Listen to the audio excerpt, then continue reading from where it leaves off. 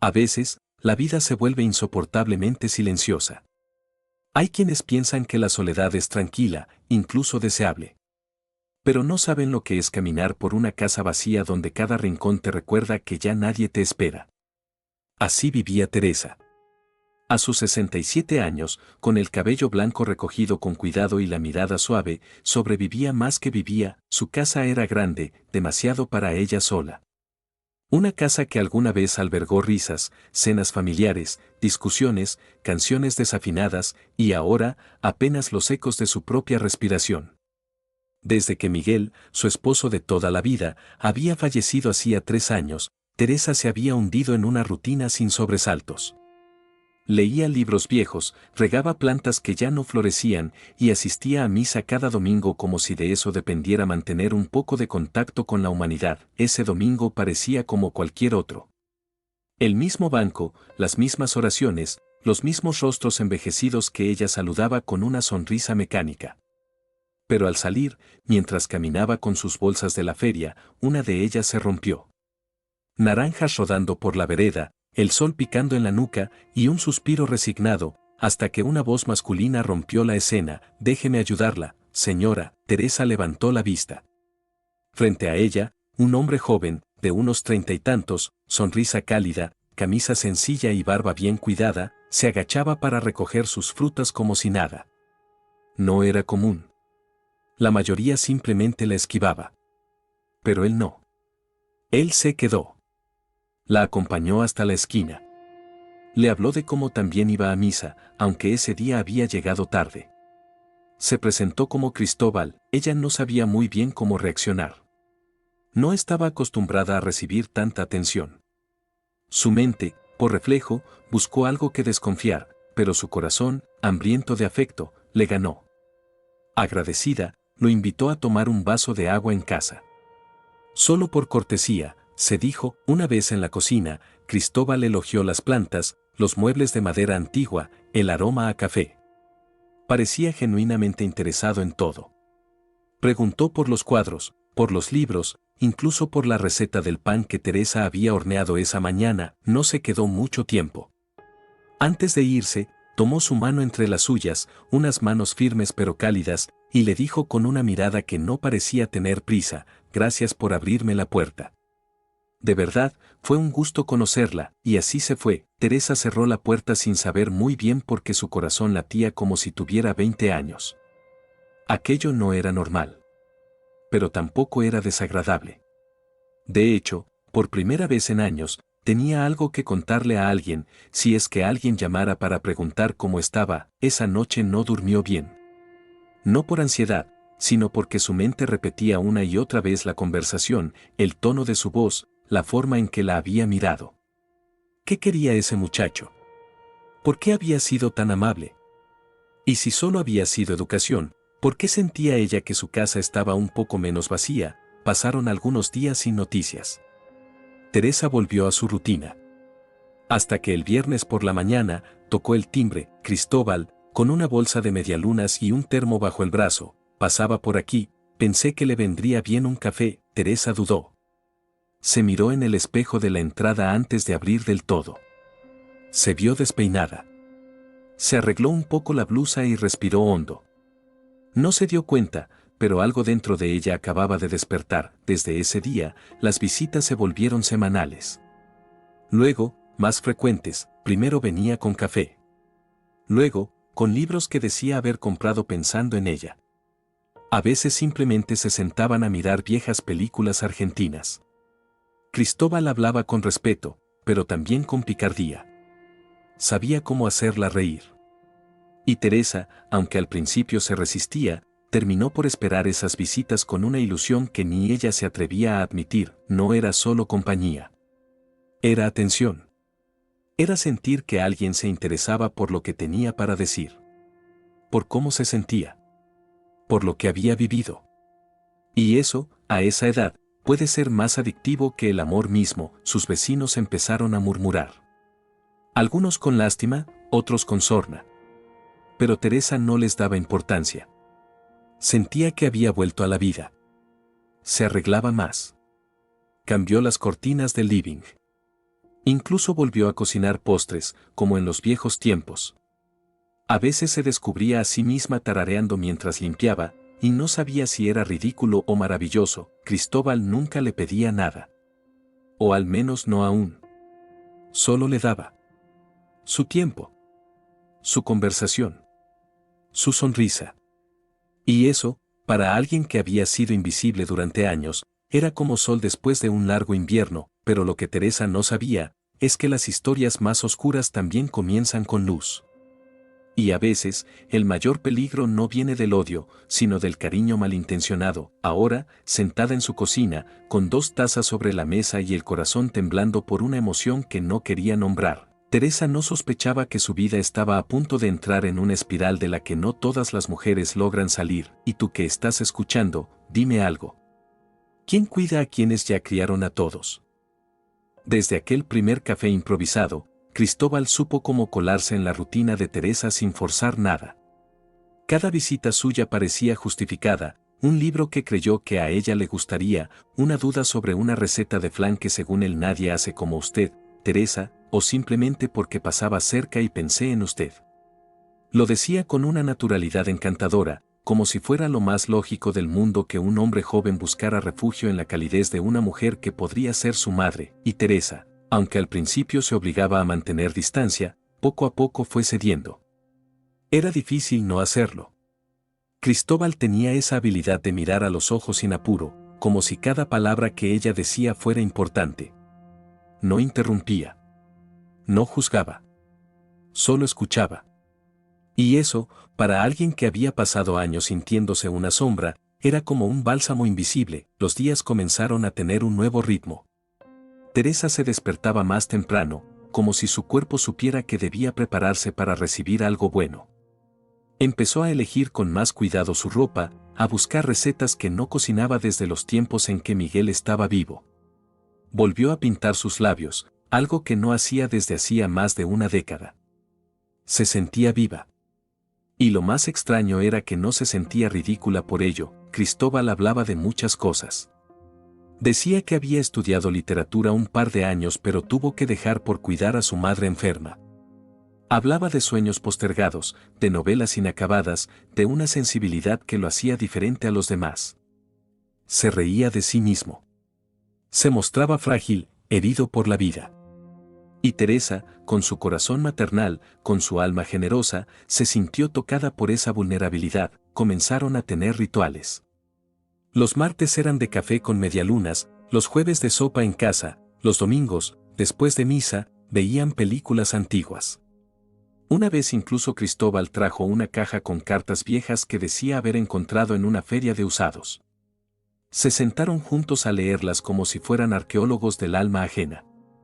Y entre palabra y palabra, entre pausa y pausa, Teresa sintió que el vacío dentro de ella comenzaba a llenarse. Cristóbal nunca hablaba de mujeres. Nunca del amor. Era como si esa dimensión no existiera para él.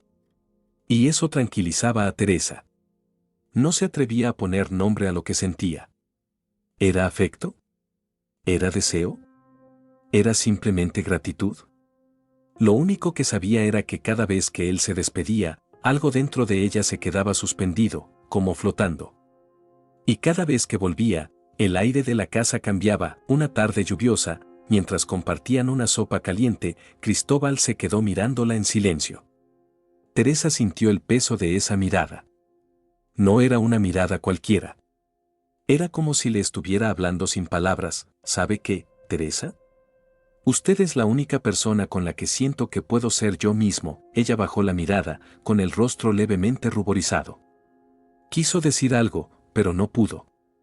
Porque en el fondo, también lo sentía. Pasaron semanas así. Con complicidad. Con conversaciones que se alargaban hasta entrada la noche. Con silencios cómodos. Hasta que una mañana, Cristóbal apareció con una rosa envuelta en papel de diario. Es vieja, como yo, pero aún tiene perfume. Teresa rió. Se le llenaron los ojos de lágrimas. Nadie le había regalado una flor desde que Miguel falleció. Y esa rosa, más que un gesto, era un mensaje. Desde entonces, algo cambió. Cristóbal comenzó a llamarla por teléfono todas las noches. Teresa dejó de ver las novelas de la tarde y comenzó a esperar sus visitas como se espera una buena noticia. No se sentía tonta. Se sentía feliz. Y cuando una mujer de su edad encuentra felicidad, rara vez la cuestiona, incluso empezó a contarle cosas que no había contado a nadie. Le habló de Miguel, de lo difícil que fue quedarse sola, de sus miedos de envejecer sin que nadie se preocupara por ella. Cristóbal no solo escuchaba, lloraba con ella. Le tomaba la mano. Le decía que era admirable, fuerte, hermosa en su forma única. A veces, después de un silencio largo, él le decía cosas como: no entiendo cómo alguien pudo dejar de valorarla, Teresa. Usted tiene un alma que no se encuentra en estos tiempos, y ella, entre confundida y conmovida, no sabía si abrazarlo o salir corriendo. Un día, mientras regaban las plantas, Cristóbal le preguntó en voz baja: ¿cree usted en las segundas oportunidades? Teresa no respondió. Pero su sonrisa, tímida y temblorosa, habló por ella. Los rumores crecieron. Una vecina dejó caer el comentario de que no era muy normal tener a un muchacho así de joven y guapo entrando y saliendo de casa a toda hora. Teresa se defendió con dignidad, pero por dentro sintió esa punzada que nos recuerda que la sociedad siempre tiene algo que decir cuando una mujer mayor se permite sentir. Cristóbal no se inmutaba. Al contrario, parecía más atento, más presente. Le llevó una agenda para que anotara sus cosas, le programó la radio para que pudiera escuchar su emisora favorita sin dificultad, y hasta arregló un enchufe que hacía años no funcionaba. Teresa comenzó a preguntarse si no sería demasiado bueno para ser cierto, pero rápidamente se reprendía a sí misma. ¿Por qué no iba a ser cierto? ¿Por qué no podía permitirse esta alegría, esta compañía, este afecto? La ilusión, cuando encuentra grietas en el alma, se instala sin pedir permiso, y Cristóbal ya no era una visita ocasional. Era parte de su vida. Parte de su rutina. Parte de su corazón, y cuando alguien entra con tanta suavidad, uno nunca está preparado para lo que puede venir después. La puerta de entrada se abrió con un chirrido seco. Teresa giró la cabeza desde la cocina, con el corazón dándole un salto. No esperaba visitas ese día. Pero cuando vio la figura en el umbral, el alma se le apretó en el pecho. Lucía, su hija, cabello recogido, gafas oscuras aún puestas, un bolso colgando del hombro y ese aire apurado con el que siempre llegaba, como si el tiempo le debiera algo. Hacía meses que no venía a verla. Teresa había aprendido a no esperar demasiado. Lucía vivía en la capital, ocupada con su trabajo, su vida, sus responsabilidades. Pero verla allí, de pie, sin previo aviso, le removió emociones encontradas. «Mamá», dijo Lucía, entrando sin siquiera soltar del todo la maleta. «Te llamé 3 veces y no me contestaste. Me preocupé, estaba en la ducha, mi amor». ¡Qué sorpresa! Pasó algo. Lucía la abrazó sin mucha fuerza, mirando alrededor con gesto automático. Fue al living, dejó el bolso, y enseguida notó algo raro. La mesa del desayuno estaba servida para 2. Panes aún tibios, una taza con restos de café. Y un libro de Julio Cortázar sobre el sofá, con una página doblada. ¿Tienes visitas?, preguntó, con la voz cargada de sospecha. Antes de que Teresa pudiera responder, se oyó el sonido del grifo del baño. Luego unos pasos. Y entonces, Cristóbal apareció en la cocina, descalzo, con una bata que evidentemente no era suya. Su cabello aún mojado, el rostro despreocupado, como si no fuera consciente del incendio que estaba por encenderse. Lucía lo miró como si acabara de ver un fantasma. ¿Quién es él?, preguntó, sin disimular la frialdad. Cristóbal sonrió, estiró la mano hacia ella con gentileza. «Hola, soy Cristóbal. Un amigo de su madre». Lucía no le estrechó la mano. La mantuvo cruzada sobre el pecho, su mirada clavada en Teresa. «¿Qué está pasando acá?». Teresa sintió que el suelo temblaba bajo sus pies. Se apresuró a intervenir, balbuceando explicaciones vagas sobre amistad, compañía, ayuda con las cosas de la casa. Pero Lucía no estaba convencida. Su mente lógica, estructurada, detectó enseguida lo que su madre no quería admitir: ese hombre no estaba ahí por cortesía. Había una intimidad evidente, algo en el aire que delataba la cercanía entre ambos. ¿Cuánto tiempo hace que este amigo viene a casa? No seas así, hija. Cristóbal me ha hecho mucho bien. Me escucha, me acompaña. ¿No tienes idea de lo sola que me he sentido desde que tu padre y tú le dejas quedarse a dormir? ¿Usar tus cosas? Vestirse con tu ropa. Cristóbal, incómodo, intentó retirarse discretamente, pero Lucía lo detuvo con una frase que congeló el ambiente. ¿Qué quieres de ella? Un silencio denso se apoderó del lugar. Teresa intentó poner paños fríos. Lucía, por favor. No lo ataques así. Él no me ha pedido nada. No ha hecho nada malo. Aún, la palabra cayó como una piedra en un lago. Teresa bajó la mirada. Cristóbal se excusó, diciendo que tenía que salir. Teresa lo acompañó a la puerta, susurrándole que lo llamaría más tarde. Él se despidió con un beso en la frente y una mirada dolida, como si fuera él quien hubiera sido herido. Cuando volvió al living, Lucía estaba de pie con los brazos cruzados. Mamá, ¿estás oyéndote? Ese tipo podría ser tu hijo. ¿No te das cuenta de lo que está haciendo? No me digas cómo sentirme, Lucía. No estoy loca. Él me trata con respeto. Me escucha. Me hace sentir que valgo algo, claro. Hasta que te saque algo. ¿Por qué va a hacerlo? No tengo dudas. Teresa temblaba. Quiso gritar. Quiso defenderse. Pero también, muy en el fondo, la voz de su hija resonaba con una inquietante lógica. Lucía se quedó unas horas más, intentando hablar, razonar, recuperar a su madre de esa ilusión.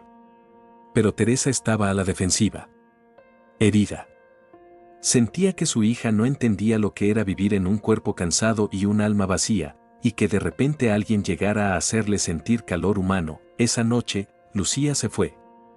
Sin abrazos, sin reconciliación.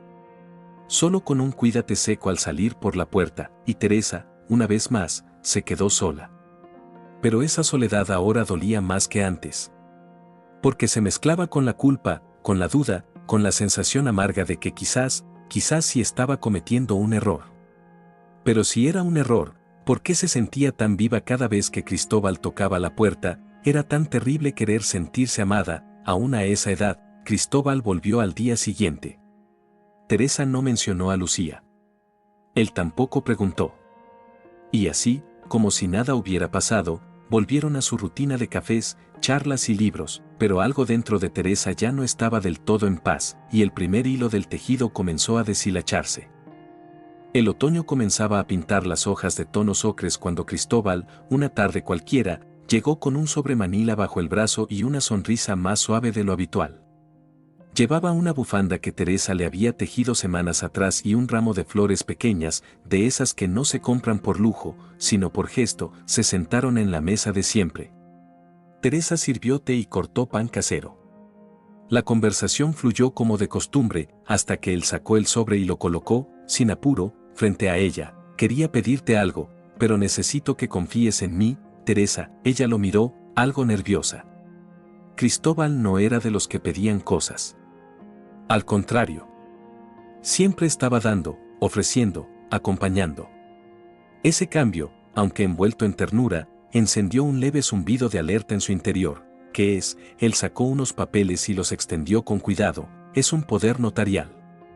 Verás, me está costando mucho gestionar ciertas cosas. No tengo cuenta bancaria propia porque tuve problemas hace años, cuando cuidaba a mi madre.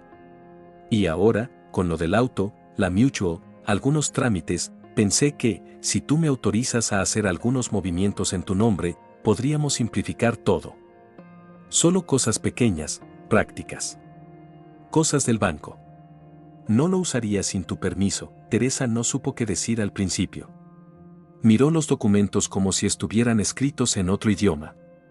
Lo último que se esperaba era eso. No sé, Cristóbal, eso es algo serio. Él le tomó la mano con esa dulzura medida que ya conocía de memoria. Lo sé. Y por eso lo hago contigo. Porque no tengo a nadie más en quien confiar. Porque tú eres mi familia ahora. La palabra familia resonó dentro de ella como una campana. Teresa parpadeó, emocionada. ¿Era eso lo que era para él? ¿Una figura familiar? ¿O algo más? Piénsalo, agregó él. No hay apuro. Si no te parece, lo dejamos, y así lo dejó. Sin presión. Sin chantaje. Solo con el sobre la mesa. Durante días, Teresa dudó. Caminaba por la casa con los papeles en la mano. Se preguntaba si era correcto. Pero luego pensaba en todo lo que él había hecho por ella. En la compañía. En la sonrisa que había vuelto a su rostro. No merecía confiar en alguien que había estado ahí cuando más lo necesitaba. Finalmente, firmó. Cristóbal la abrazó, largo y fuerte. Como si acabara de darle el mayor regalo del mundo. Le prometió que jamás abusaría de esa confianza. Que solo era por cuestiones prácticas. Que todo seguía igual, y por un tiempo, así fue, pero no mucho después, ocurrió algo más. Una tarde, mientras miraban televisión, Cristóbal bajó el volumen y se giró hacia ella con expresión seria, casi solemne. He estado pensando. Tú no tienes a nadie cerca. Tu hija vive lejos. Y con todo lo que implica la salud, los papeles, las decisiones, quizás deberíamos casarnos. Teresa se atragantó con el té. ¿Qué dices? No lo digo por amor romántico, explicó él con calma. Lo digo por protección legal. Si te pasa algo, si necesitas ayuda médica, si hay una emergencia, yo no podría hacer nada. Ser tu esposo sería simplemente una forma de cuidarte mejor. Para que no estés sola ante nada, el mundo giraba demasiado rápido. Teresa sentía que todo lo que había comenzado con una taza de café ahora se transformaba en algo más serio, más pesado. ¿Casarse? ¿A esa edad? Con un hombre más joven, no lo digas ahora, continuó él. Solo piénsalo. Yo no necesito nada tuyo. No tengo interés en tus cosas. Pero quiero que estés segura. Y que sientas que, aunque no tengas a tu marido contigo, tienes a alguien más. Esa noche, Teresa no durmió, repasó cada palabra. Cada mirada. Cada promesa, recordó la frialdad con la que Lucía la había tratado. El juicio en su voz. La soledad en las mañanas. El vacío en la cena. Y pensó, tal vez esto no es amor en el sentido tradicional. Pero es compañía. Es respeto. Es cercanía, y al día siguiente, dijo que sí, el casamiento fue discreto. En el registro civil, con 2 testigos que Cristóbal consiguió de última hora. Teresa usó un vestido beige, sencillo. Él fue con saco gris y corbata prestada. No hubo anillos. Solo papeles. Y una foto borrosa tomada por el empleado del lugar. Después de firmar, Cristóbal la besó en la mejilla y le susurró, gracias por confiar en mí. Fueron a almorzar a un bodegón de barrio. Brindaron con vino tinto barato y compartieron milanesa con papas. Teresa, en su interior, sentía una mezcla extraña de emoción y vértigo. Como si estuviera cruzando un puente sin ver qué había al otro lado. Esa noche, al regresar a casa, Cristóbal se mostró más callado. Encendió un cigarrillo en el patio, algo que nunca hacía frente a ella, y miró el cielo como si buscara una respuesta en las estrellas. Teresa no quiso molestarlo. Pensó que quizás eran los nervios. O el cansancio. No sabía aún que ese silencio no era cansancio, sino transformación, y que la puerta que acababa de abrir, no tendría una cerradura fácil de forzar si alguna vez deseaba volver atrás. El silencio ya no era paz. Era amenaza. Las mañanas comenzaron a pesar como piedras. Teresa se levantaba con la garganta seca, el estómago revuelto y una angustia que no tenía forma. Cristóbal ya casi no dormía en casa. Cuando aparecía, lo hacía con el ceño fruncido, como si ella fuera un estorbo, una presencia que incomodaba. La dulzura, aquella calidez envolvente que la había seducido al principio, se había evaporado como niebla al sol. Lo que quedaba ahora era una versión distinta. Más fría. Más áspera. Una tarde, mientras revisaba sus papeles, Teresa notó algo que la hizo temblar. Su cuenta bancaria, donde mes a mes caía su pensión jubilatoria, mostraba un saldo de 0. Revisó los últimos movimientos con torpeza, con el corazón a punto de estallar. Había transferencias hechas hacia otra cuenta, una que ella no reconocía, pero el nombre sí. El titular era Cristóbal. Sintió que el mundo se le venía abajo, buscó con desesperación en la cómoda del dormitorio. Faltaban joyas. Relojes que habían sido de Miguel. Incluso una cadenita que su madre le había dado antes de morir. Abrió otros cajones. El sobre con dinero en efectivo que guardaba para emergencias también había desaparecido. Fue al living. Esperó horas. Cristóbal llegó cerca de la medianoche, tambaleando, con olor a alcohol y perfume caro. Cuando lo vio entrar, Teresa sintió una mezcla de miedo y furia. Lo enfrentó sin rodeos. ¿Dónde está mi dinero, Cristóbal? Él apenas levantó una ceja. ¿Qué dinero? No te hagas el tonto. Vi las transferencias. Lo sacaste todo. Todo. Cristóbal se sirvió un vaso de whisky con hielo como si estuviera en su casa. Como si ella fuera una huésped molesta. Yo tengo acceso legal. Vos me diste ese poder.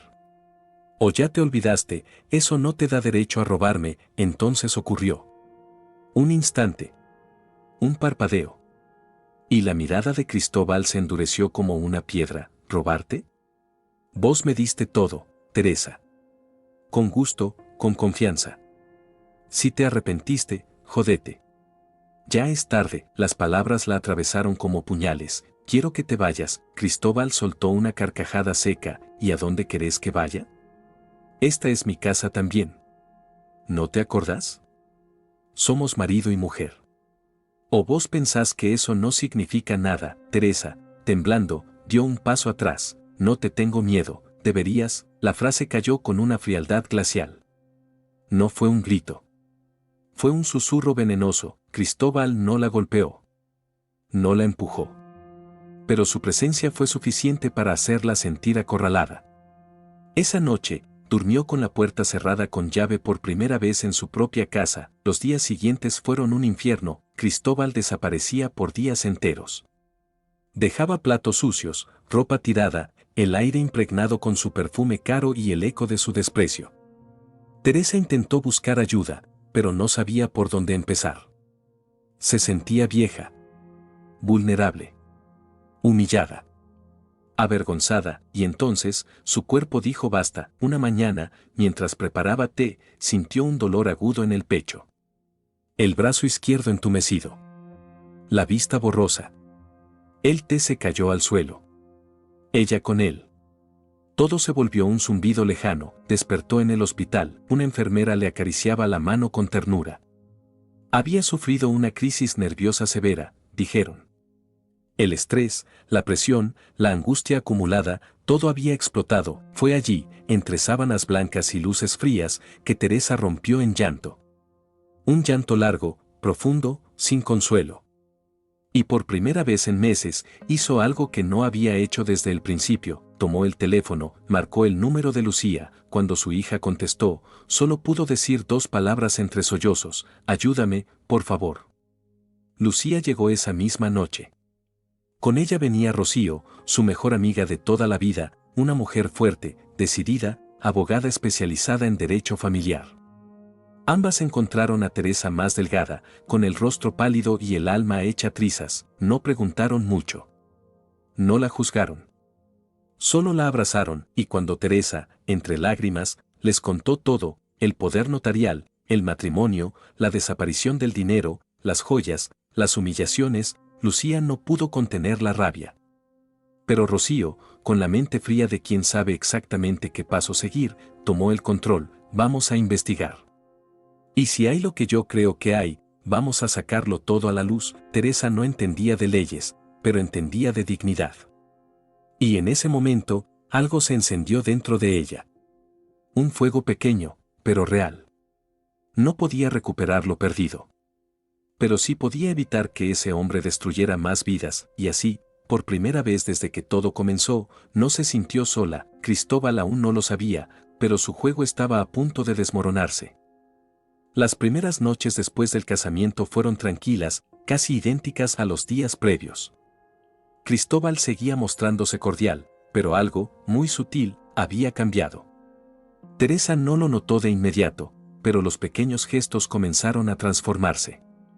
Esa calidez espontánea, las bromas suaves, las miradas atentas, fueron dando paso a una especie de rutina más seca, más funcional. Ya no la llamaba mi querida Teresa. Ahora era simplemente Teresa. Ya no le traía café sin pedirlo, ni se interesaba por los detalles del libro que estaban leyendo juntos. Ahora parecía tener prisa. Siempre estaba saliendo. Siempre había algo que atender, un trámite, un encuentro, un asunto que no podía esperar. Teresa intentó no darle importancia. Se dijo a sí misma que era normal. Que todos los matrimonios pasan por etapas. Que quizás él necesitaba su espacio. Pero algo en su interior comenzaba a tambalear.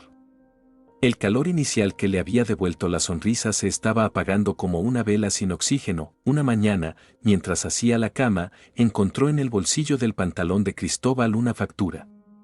Era de un hotel de lujo, en pleno centro. Una habitación matrimonial por 2 noches. La fecha coincidía con uno de esos viajes urgentes que él había hecho por un supuesto problema con el auto. Teresa sintió como la sangre se le congelaba, no sabía si gritar, si llorar, si fingir que no lo había visto. Se quedó sentada en el borde de la cama, con la factura en la mano, leyendo una y otra vez el nombre de Cristóbal impreso junto al logo del hotel. No podía ser un error. No podía ser una coincidencia. Cuando él volvió, al final del día, ella no dijo nada, solo lo observó. Notó que ya no la besaba al llegar. Que se sacaba los zapatos sin saludar.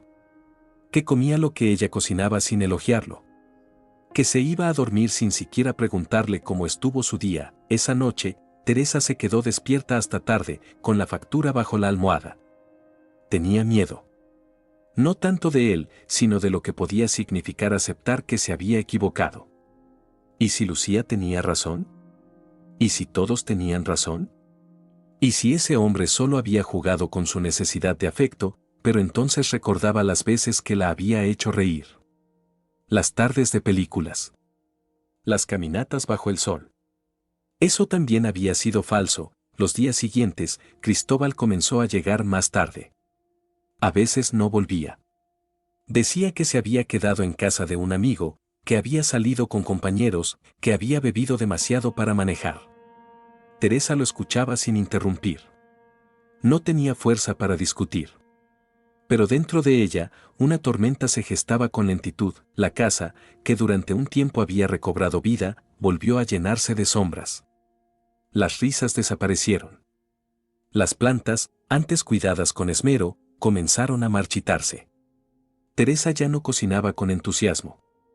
A veces ni siquiera comía. Cristóbal, en cambio, parecía más suelto. Más confiado. Hablaba por teléfono en voz baja, encerrado en el baño. Usaba su computadora. Salía con ropa nueva. Y aunque nunca lo decía con claridad, se refería a su nuevo estatus como algo que le abría puertas. Una tarde, ella escuchó cómo hablaba con alguien desde el living. La puerta estaba entreabierta. Su voz era baja, pero las palabras alcanzaban a filtrarse. No sospecha nada. Está en la etapa buena todavía. Le firmó todo. No, claro que no lo voy a hacer ahora, todo a su tiempo. Tranquilo, Teresa se llevó una mano al pecho. Le costaba respirar. No quiso escuchar más. Cerró la puerta de su cuarto y se sentó frente al espejo. Por primera vez en semanas, se miró con brutal sinceridad. ¿Qué había hecho? ¿Qué había permitido? Esa noche, cuando Cristóbal entró a la casa, con una botella de vino en la mano y una actitud de celebración, ella no bajó. Fingió estar dormida. Lo escuchó brindar solo en la cocina, poner música en el celular y reírse con alguien por mensajes. Teresa ya no era la misma, la ilusión se había roto. Pero aún no sabía cómo actuar. ¿Qué decir? ¿A quién acudir?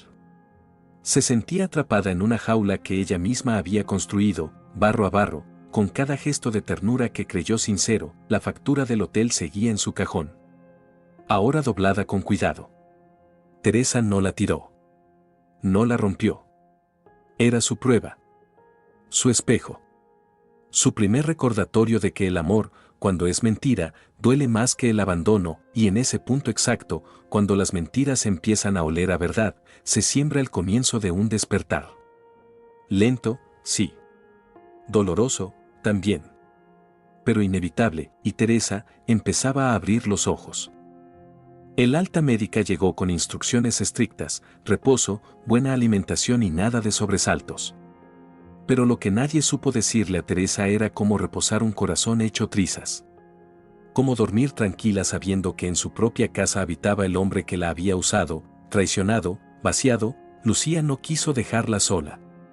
Esa misma noche regresó con una valija y su determinación intacta. Se instaló en la habitación de visita sin pedir permiso, como si supiera que, esta vez, su presencia era necesaria y urgente.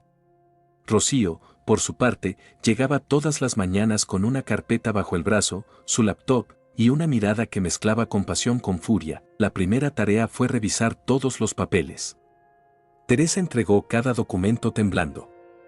El poder notarial, el certificado de matrimonio, los extractos bancarios, las transferencias, todo estaba ahí. Y Rocío, con su ojo entrenado, no tardó en identificar el patrón. Esto es abuso económico. Manipulación afectiva. Y si no fuera por tu edad, Teresa, podríamos decir que es una estafa como de manual. Pero acá hay un agravante, aprovechamiento de vulnerabilidad. Teresa la miraba sin entender del todo. Pero en su interior, algo se acomodaba. Por fin alguien lo decía en voz alta. No era culpa suya. No había sido una vieja tonta. Había sido víctima. Y eso, dolía distinto. El segundo paso fue contactar a un notario de confianza para intentar revocar el poder. Rocío explicó que, legalmente, el matrimonio complicaba las cosas, pero no las volvía imposibles. Si lograban probar que hubo engaño desde el principio, incluso ese vínculo podía anularse. Pero necesitamos más, dijo Rocío, mirando a Lucía. Necesitamos pruebas. Movimientos, testigos, antecedentes. Fue entonces cuando Lucía, sin dudar, propuso algo inesperado. Voy a hablar con él. Que no sepa que mamá está con nosotras. Que piense que sigue vulnerable, confundida. Lo voy a hacer hablar. Teresa se opuso. No quería exponer a su hija al veneno de Cristóbal. Pero Lucía tenía fuego en los ojos. Ya no era solo por su madre. Era por todas las mujeres que habían sido engañadas, manipuladas, reducidas a nada en nombre del amor. Esa tarde, Lucía volvió a la casa cuando Cristóbal estaba allí. Él, como si nada, la recibió con una sonrisa fingida y un whisky en la mano. Lucía. ¡Qué milagro! Otra vez por acá, pasé a ver a mamá. Pero ya veo que está descansando, dijo ella, mirando al fondo. Sí, sí. Pobrecita. Le afectó mucho lo del hospital. Está confundida. No sabe lo que dice. Lucía se sentó frente a él, con el celular grabando en su bolsillo. Lo provocó con preguntas suaves, pero certeras. ¿Y tú? ¿Cómo estás con todo esto? Me imagino que esto no era lo que esperabas cuando te casaste con ella. Cristóbal rió con un aire cínico que le heló la sangre. No te voy a mentir. Me sacrifico mucho. Pero bueno, lo hice por cariño. Por compasión. Alguien tenía que cuidarla. Y si mientras tanto puedo resolver algunas cosas mías, tampoco es un crimen. No, Lucía lo dejó hablar. Y él, confiado, se desató solo, habló de la cuenta que tenía a su nombre. De lo difícil que era vivir con una mujer tan mayor. Dijo que no sabía cuánto tiempo más iba a aguantar. Que por suerte ya había sacado lo suficiente para estar tranquilo si se enfermaba de verdad. Todo eso quedó registrado. Al día siguiente, Rocío presentó las primeras acciones legales. Se inició el proceso para revocar el poder notarial, bloquear las cuentas, solicitar medidas de protección patrimonial. Pero lo más importante, comenzó la construcción de una denuncia formal por abuso económico y fraude. Fue entonces cuando la verdadera dimensión del engaño salió a la luz. Cristóbal no era un improvisado. Gracias a contactos en el colegio de abogados, Rocío obtuvo acceso a antecedentes. Lo que descubrieron heló la sangre de todas. El hombre había repetido el mismo patrón con al menos 2 mujeres más. Una en Rosario. Otra en Mendoza. Ambas mayores de 60. Ambas viudas. Ambas despojadas de bienes tras relaciones fugaces y legales, y ninguna lo había denunciado, por miedo. Por vergüenza. Por no querer admitir que el amor las había cegado, pero Teresa era distinta. Ella ya no tenía miedo. Ya no tenía vergüenza. Había tocado fondo, y desde ahí, solo quedaba subir. Cuando Cristóbal recibió la notificación judicial, apareció por última vez en la casa. Entró sin saludar, con los ojos encendidos de furia. Teresa estaba sentada en el sofá, acompañada de Lucía y Rocío. Él no esperaba verlas ahí. ¿Qué carajo es esto? Rocío se puso de pie, firme. Es el principio del fin, Cristóbal. Tus días de jugar con mujeres vulnerables terminaron. Estás denunciado. Con pruebas. Con grabaciones. Con testimonios. Vas a tener que responder ante la ley. Por primera vez, la sonrisa confiada desapareció de su rostro. Miró a Teresa. ¿Vos hiciste esto? Ella lo miró con una serenidad nueva. No. Lo hiciste vos. Yo solo decidí no quedarme callada. Cristóbal retrocedió, sin decir palabra. Salió como había entrado, con la furia de quien pierde el control, y Teresa exhaló una exhalación larga, profunda, liberadora. Había recuperado algo que no tenía precio, su voz. Las semanas que siguieron fueron un torbellino de trámites, audiencias preliminares, declaraciones y pruebas presentadas. Rocío lideraba todo como una capitana firme en medio de una tormenta. Lucía, por su parte, no se separaba de su madre. Y Teresa, aunque cansada, se mantenía en pie. Como si, tras haber sido quebrada, hubiera reconstruido cada pedazo de su alma con más fuerza. La denuncia por abuso económico y fraude fue admitida por el juzgado. La prueba clave fue la grabación hecha por Lucía, donde Cristóbal, con cinismo descarado, admitía que había usado a Teresa con fines personales. Esa confesión espontánea, sumada al historial de transacciones y al testimonio médico sobre el estado emocional de Teresa durante los hechos, formó un caso sólido. Pero lo más impactante fue lo que descubrieron durante la investigación formal. Cristóbal no solo había estafado a Teresa. Como ya sospechaban, tenía un historial que hablaba por sí solo. En Mendoza había seducido a una mujer de 72 años, también viuda, también sola. Le prometió compañía, afecto, y terminó convenciéndola de vender su auto para invertir en un proyecto familiar. Ella nunca más volvió a ver ese dinero. En Rosario, la historia se repitió con otra mujer de 68. Esta vez, incluso la había convencido de cambiar su testamento. Ambas mujeres, cuando fueron localizadas por el equipo legal de Rocío, inicialmente se negaron a hablar. Les costaba revivir lo vivido. Se sentían avergonzadas, humilladas. Pero cuando supieron que había una denuncia activa y una mujer valiente enfrentando al mismo hombre, algo dentro de ellas cambió, dieron su testimonio, y eso lo cambió todo. El caso de Teresa dejó de ser aislado. Se convirtió en parte de un patrón. Y la fiscalía decidió actuar. Cristóbal fue citado a declarar, esta vez en calidad de imputado. Su actitud cambió por completo. Ya no sonreía. Ya no se presentaba como el hombre bueno que solo quería ayudar. Ahora estaba frente a la ley. Y frente a todas las mujeres que habían sido usadas como escalones para su beneficio. Durante la audiencia preliminar, Teresa declaró con voz temblorosa pero firme. Relató cómo lo conoció, cómo él se fue metiendo en su vida, cómo le prometió compañía y terminó dejándola vacía. No habló con odio. No gritó. No buscó venganza. Solo dijo la verdad. Lo que más me dolió no fue el dinero, dijo, mirando al juez. Fue haber creído que alguien me veía, que alguien me escuchaba, después de tanto tiempo de ser invisible. Lucía lloró al escucharla. Rocío apretó sus papeles contra el pecho. En la sala, incluso el asistente judicial bajó la cabeza por un momento. La defensa de Cristóbal intentó apelar a tecnicismos. Que el poder notarial había sido voluntario. Que el matrimonio había sido consensuado. Que no había violencia explícita.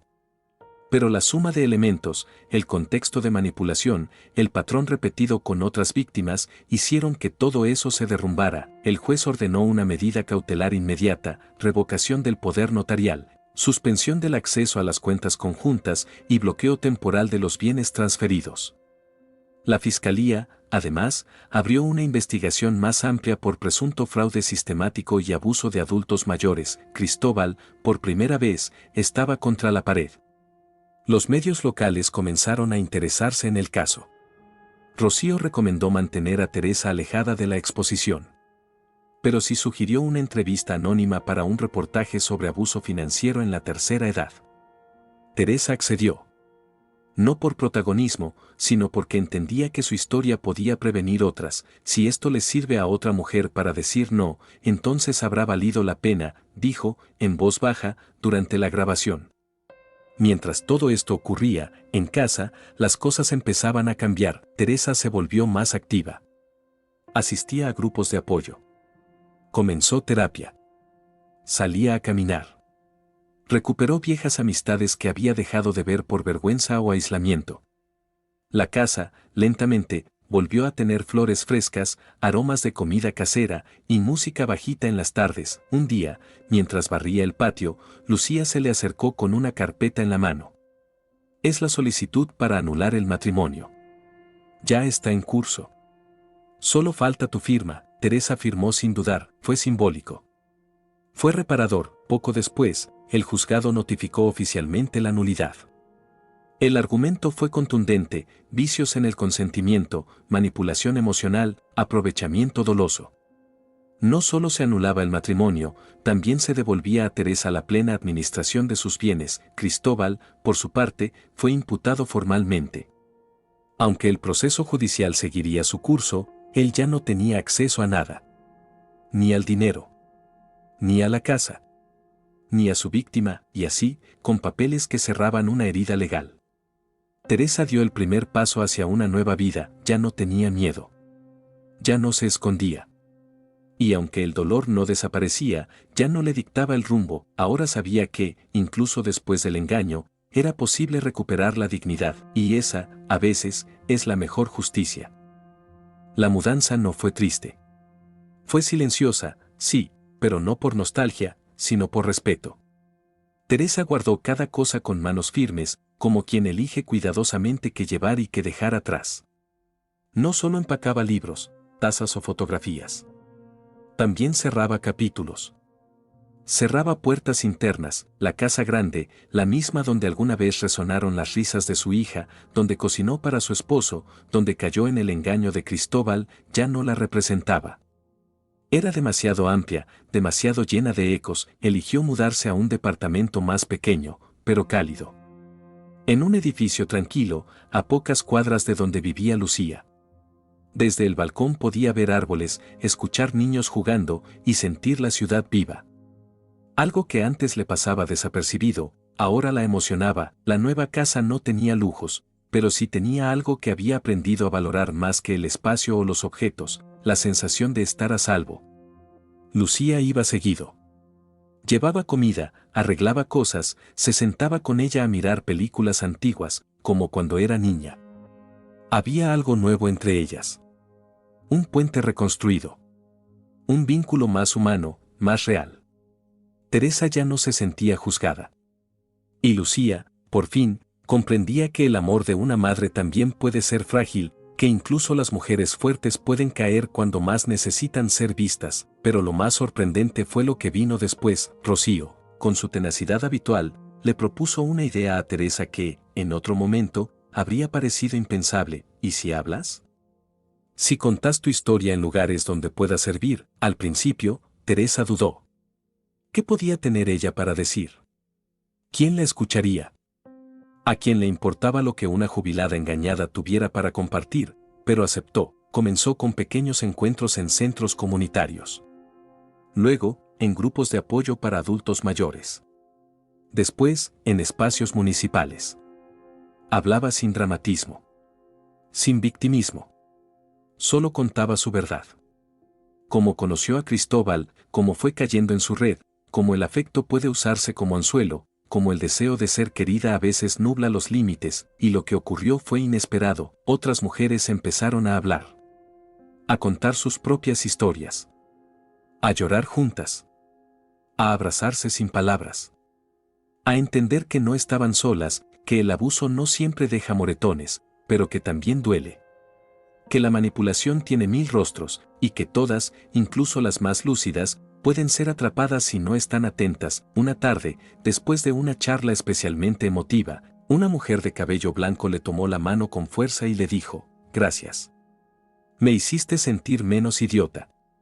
Hoy empiezo de nuevo. Teresa llegó a casa esa noche con lágrimas en los ojos. Pero no eran de tristeza. Eran de algo que no sentía hacía mucho. Propósito, comenzó a escribir. A leer más.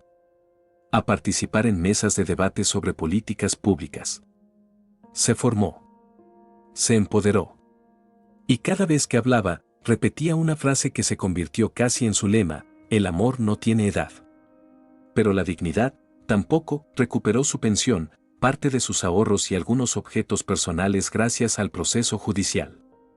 Pero lo más valioso no se podía medir en cuentas bancarias, era la certeza de haber vuelto a sí misma. Lucía, viéndola así, tan distinta, le dijo un día: ¿sabes qué, mamá?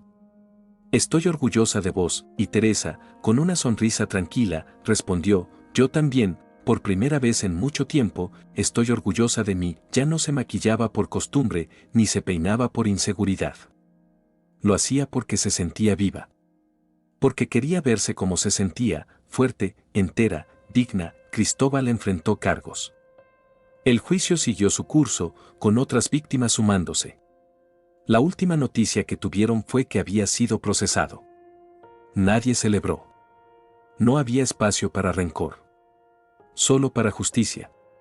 Y eso bastaba. Teresa se convirtió, sin buscarlo, en una referente para muchas.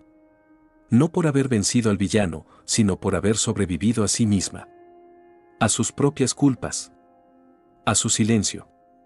A su miedo, porque eso es lo más difícil, perdonarse. Hoy, si la vieras caminar por la plaza con su bufanda tejida a mano, con paso firme y mirada clara, no imaginarías lo que vivió. Pero si te detuvieras a escucharla hablar en uno de sus encuentros, entenderías que a veces las cicatrices no se ven, pero enseñan. Y tú, que llegaste hasta aquí, que escuchaste esta historia completa, quizá también conoces a una Teresa. O quizá lo has sido. O quizá solo necesitabas saber que nadie está exento de caer, pero todos tenemos derecho a levantarnos. Gracias por estar conmigo hasta el final de esta historia. Me encantaría saber desde dónde estás viendo este video y cuál es tu nombre.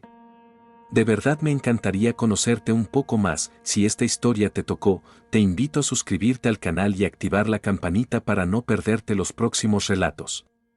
Nos vemos muy pronto, y recuerda, a cualquier edad, tu valor no se negocia.